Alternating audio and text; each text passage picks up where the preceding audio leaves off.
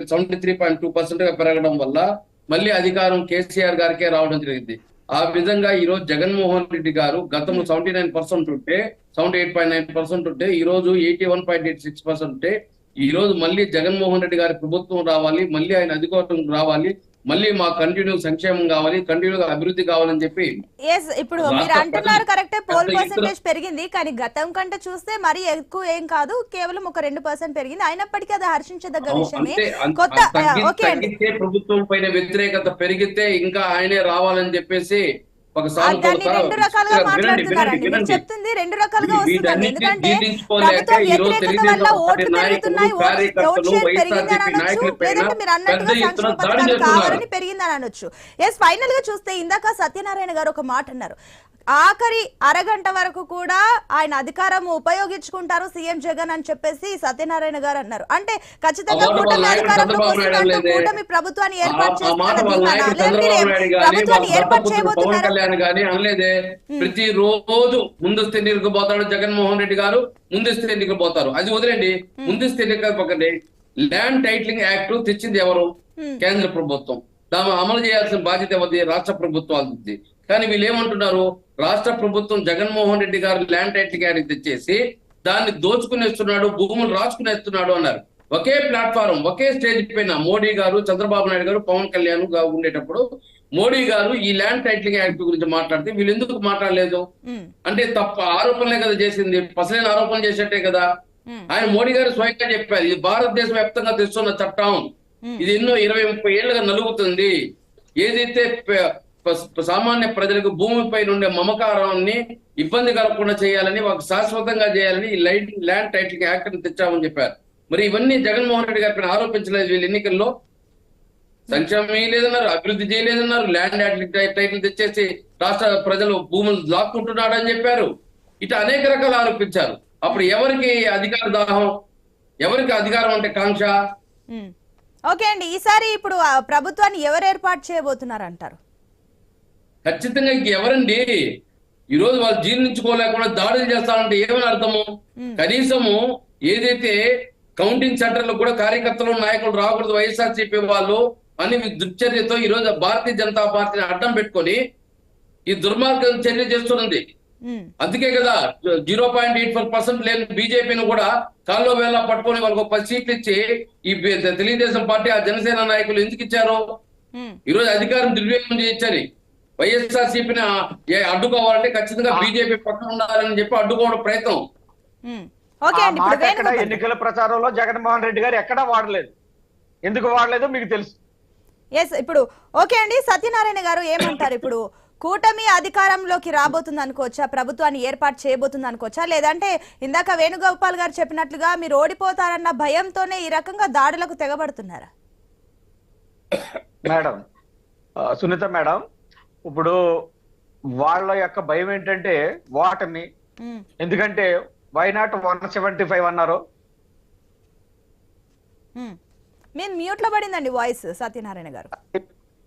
I-PAC లో ఏదో మాట్లాడారు, ఆ ఫిగర్స్ బయటకు వచ్చాయి అంటున్నారు.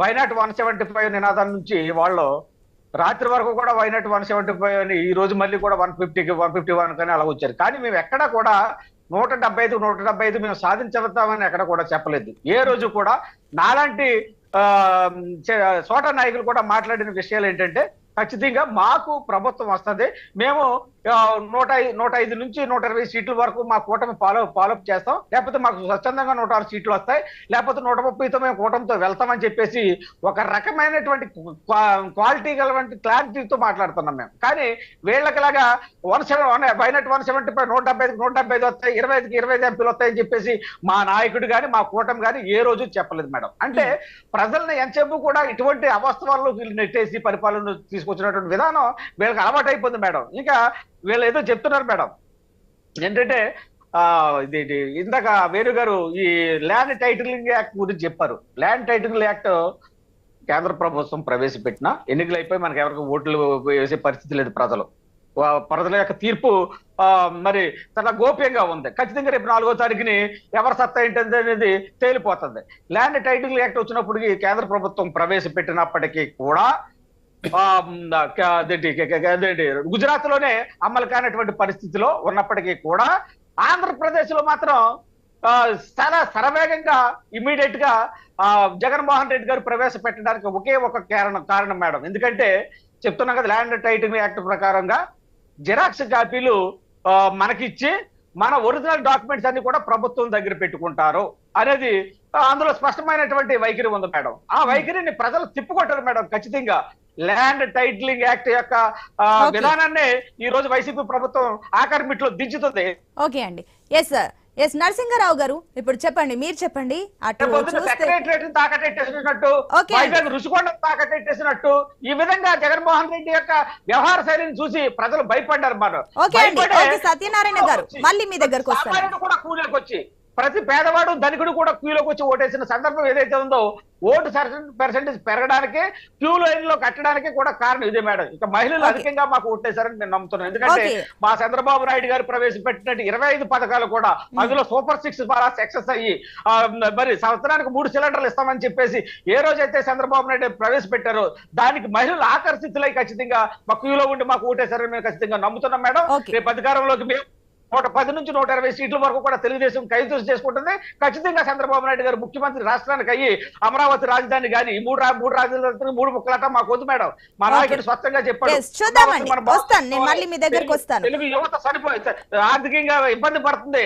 తెలుగు యువత అంతా నరసింహారావు గారు చెప్పండి. ఇప్పుడు ప్రస్తుతం చూసుకున్నట్లయితే ఇటు అధికార దాహం కోసము ఏవైతే దాడులు జరుగుతున్నాయో దీనికి నువ్వంటూ కూడా రెస్పాన్సిబిలిటీ ఎవరు తీసుకోవట్లేదు. కానీ పరిస్థితులకు రెస్పాన్సిబిలిటీ ఎవరు తీసుకోవాలి? మరోపక్క ఏదైతే కేంద్ర ఇంటెలిజెన్స్ వర్గం కూడా హెచ్చరికలు జారీ చేస్తుంది. ఇంకా ఇలాంటి చర్యలు తీసుకుంటే ముందు ఎలా ఉంటుందో కూడా తెలియదు. ఫస్ట్ టైం ఈ రకంగా కొరడా జులిపించింది కేంద్రం. దీన్ని ఏ రకంగా చూడొచ్చు? మరోపక్క చూసుకున్నట్లయితే జూన్ 4న రిజల్ట్స్ వచ్చిన తర్వాత కూడా జూన్ 19 వరకు కూడా కేంద్ర బలగాలు ఏపీలో ఉండబోతున్నాయి. అంటే దీన్ని ఏ రకంగా చూడొచ్చు? అంటే ఒకవేళ భవిష్యత్తులో రిజల్ట్స్ వచ్చిన తర్వాత ప్రతీకార దాడులు జరిగే అవకాశాలు ఉన్నాయనుకోవచ్చా? ఏమంటారు? యాజ్ పర్ యువర్ అనాలిసిస్ మీరు ఏమంటారు మేడం? ఇప్పుడు లాండ్ ఆర్డర్కి సంబంధించినటువంటిది మనం మొన్న 4వ తారీఖు నాడు ఎన్నికలు అయిపోయిన తర్వాత మళ్ళీ మనం 13వ తారీఖు నాడు ఎన్నికలు అయిపోయిన తర్వాత ప్రస్తుతం ఉన్నటువంటిది అపద్ధర్మ ప్రభుత్వం. అంటే వాళ్ళకి ఒక టెంపరీ అధికారాలు, కొన్ని మెయింటెనెన్స్, వీటికి సంబంధించిన చెప్తారు. మళ్ళీ కొత్త ప్రభుత్వం అది